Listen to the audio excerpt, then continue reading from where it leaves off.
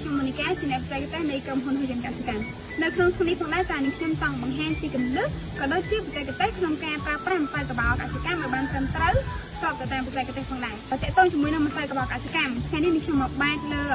តំណាំកស៊ូចា៎ដែល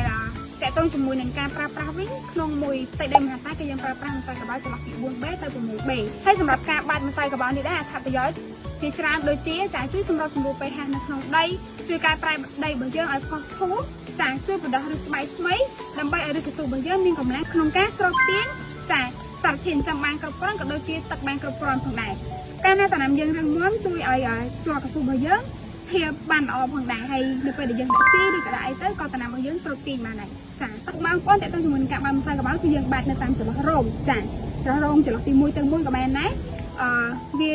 ម្សៅកបោរកសិកម្មហ្នឹងនៅពេលដែលមានសំណើមគឺវាបំលែងភាពចូលគ្នាបានគឺវាសម្ចូលគ្នាបានល្អចាហើយតើតើជាមួយនឹងបាចពេលដែលខាងក្រោយនេះគឺវាមានប្រភេទ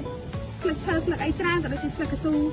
ច្រើនដែរប៉ុន្តែម្សៅកបោរកសិកម្មនេះគឺវាជួយទៅកាត់បំបាក់ចាប្រភេទកាកសំណល់ផ្សេងៗឲ្យកើតទៅជាកប៉ុសលឿនផងដែរដូច្នេះសម្រាប់ព័ត៌មានបន្ថែមអង្គពុំមីអាចតតមកតាមរយៈលេខទូរស័ព្ទដែលមាននៅលើអេក្រង់